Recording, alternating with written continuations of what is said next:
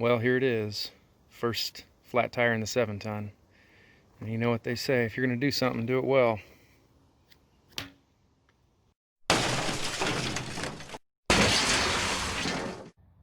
All right, quick little backstory. Spent the weekend off-roading with a group of guys, and late Sunday we're headed home, and one of the guys pulls over about 50 miles from home, check his tires. He had a leak too. I do a walk around on my truck, and I hear that tire that we end up losing hissing air out of the sidewall, and had a flap of rubber that was tearing off the sidewall. And if you push hard on it, you can get it to seal. And but when you let go, the air's coming out. So I thought, well, CTIS will hold up with it, and we should be good. 50 miles from home is kind of a gamble, but I do have that spare tire up here, but it's not worth dropping it when you're 50 miles from home. So anyway, start heading home, and as a big rig would pass, you know, you get their big trailer next to you, and you can hear air going pss, pss, pss, pss. But again, CTIS was holding up. I was checking on it. Everything looked good. About 20 miles from home, I see little bits of rubber starting to fly off. And same thing, CTIS was holding up. And then about 10 miles from home, I see pieces of rubber that are passing me on the freeway. And the dreaded check tire light came on the CTIS controller, which means it can't keep up with that leak. But 10 miles from home, what are you going to do? You're not going to stop to change a tire. So I keep on going, and about 5 or 6 miles from home, it's getting so bad people are starting to point as they drive by, and that's not safe. If a big chunk of rubber were to fly out and hit their car, it could do some damage. So I exit, take side streets home about 20 miles an hour, and I'll link in a video to that right here.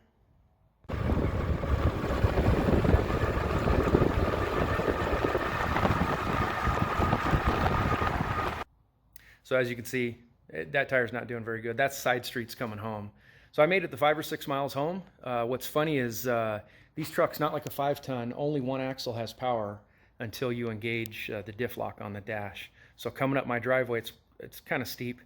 I couldn't get traction. I had to lock in the differential just to get up my driveway. But anyway, made it home. Everything was fine, and end up pulling it off. Let me flip this camera. End up pulling the tire off, and that's where we're at here. So one thing I was gonna do, I do have the see if I can widen this up here, the limp home mode strut. There's a big hole here, and there's another hole right down here, and I'll show you what that's for right now. So I've got this limp home mode strut, and I've got it zip tied in there so it doesn't flop around, and I coated it with some grease. But anyway, let me go back to the axle and I'll show you that. So if you have that strut, you can just put it in here, tighten it up, and it'll take some weight off this tire, and as it says, get you to limp home. But I didn't need it. The tire wasn't, you know, we weren't saving it at that point anyway, so we just scrapped it. But with only a few miles from home, I thought, what the hell, I'll just drive on it. I've got, let me see if I can get up here. I probably got 3,000 or 4,000 pounds of junk in the bed from this weekend. We got a transmission case and a whole bunch of stuff under there. So there's a considerable amount of weight in here, but not, you know, not a ton compared to for, you know, what the truck can haul. So then I went to mount up the spare tire. I'll show you right now. So then, no big deal, mount up a spare tire. This one's got, I don't know, 80% tread. Get it all mounted. I still would have to clean all the tire soap off, but get it all mounted, ready to go. And I strip out one of the CTIS lines that connects into they call this a turret valve, but this metal tube goes right here, and then eventually we'll bolt into the CTIS wheel valve. Completely stripped this brass out, and it'll hold, you know, by like one thread maybe. I could JB weld it. There's a O-ring seal in there. Problem is, these are back order like 6 weeks. So what are you gonna do? I mean, it's trash, so I could JB weld it. But if it didn't hold, that JB weld didn't hold, and this lost a seal, you'd lose all the tire pressure. So, oh fun. So now I need to get that spare tire down, which it fits up there really well. It looks crappy with all the ratchets, or with all the ratchet straps up there. But so here's the point of the video. I could get my Bobcat in here or chain hoist this tire down safely so it doesn't kill someone in here. But I'm not going to mount that spare I just showed you until I get parts, so I might as well throw this one on there. The problem is getting this down in the garage, and then it's kind of a tight fit over here to mount it. So I figure, what the hell, how far or how bad is it going to be if I put weight, if I take that jack and jack stands down, which don't make fun of me for the jack stands. There's a 20-ton bottle jack, and I had basically 3 jack stands. I just took this third one down. So these are like 2-ton. So it held, no one's dead. So save your safety comments for someone else. But what I'm going to do is I'm going to back the truck out of the driveway, out of the garage. And we haven't poured concrete back here yet, but there's a, what's that, it's a 5-inch step. I'm going to drive down that, see what happens. See what happens when you take the bottle jack out of here, how much this will drop, how much this sway bar can compensate. Because mounting it in here is just a mess. I got to pull the truck out to forklift off all the stuff that's in the bed anyway. So you might as well come on along for the ride. Oh boy. Now I'm doing this just to piss someone off. So we're about to let all the weight down on this jack stand. This is Team Mechanics. This is from probably the early 90s is when I bought that. So we'll take some weight off.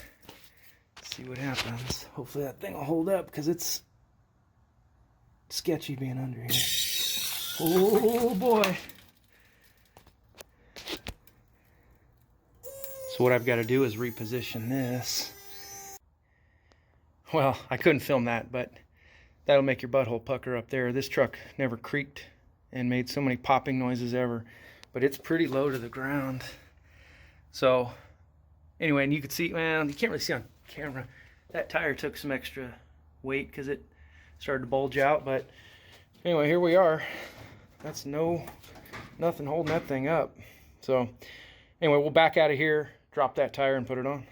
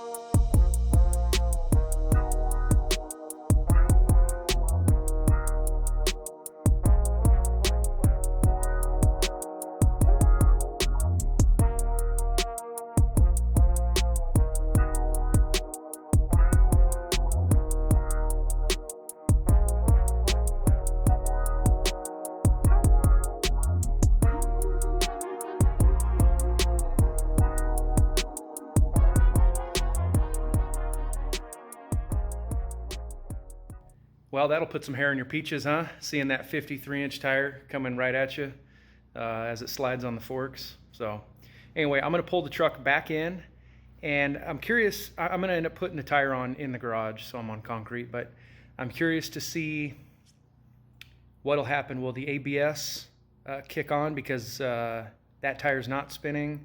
Will the traction control try to take over?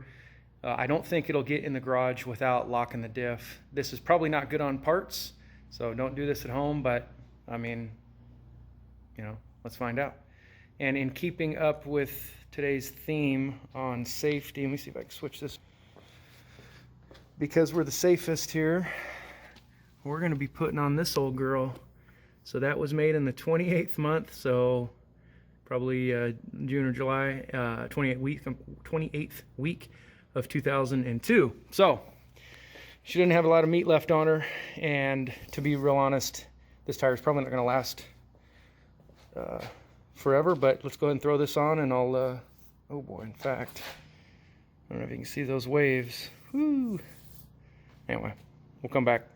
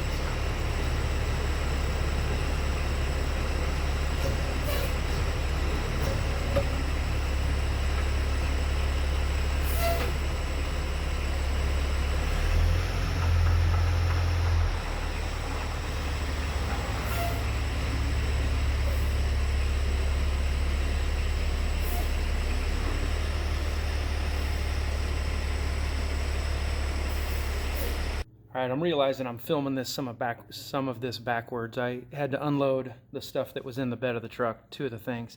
That big metal frame is a container adapter for the PLS truck that you bolt. I guess you put that on the shipping container, and then the PLS hook grabs it and pulls it up on the truck.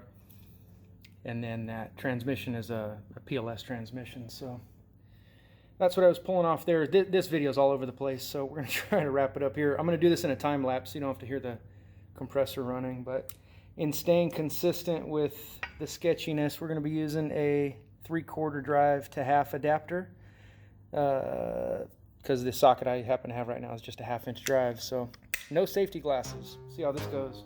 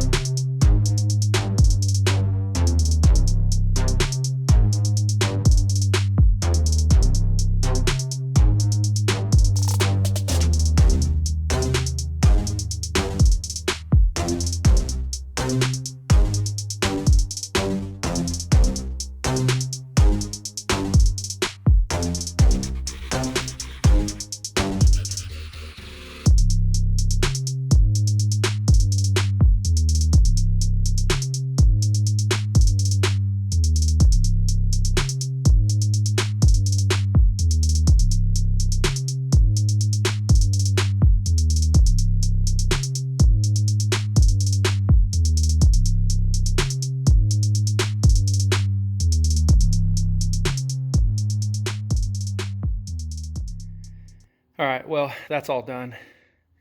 And good timing because I'm out of breath. It is about 95 today, but we normally have pretty low humidity here, but it's probably 60% humidity. So I'm sweating like a slave. But anyway, that's done. Yeah, I struggled putting this thing on. I didn't have the parking brake set, honestly, just because I forgot, but that just kind of adds to today's theme. I had this blocked, but so what was happening is I had to line up the rim to this position in the hub so that the CTIS seal hose could bolt on. But without the parking brake set, the hub spun as I was trying to spin the tire. So anyway, it's hot. I'm out of breath. Like I said, this tire's not going to last much longer. It's 18 years old anyway, right? Giggity.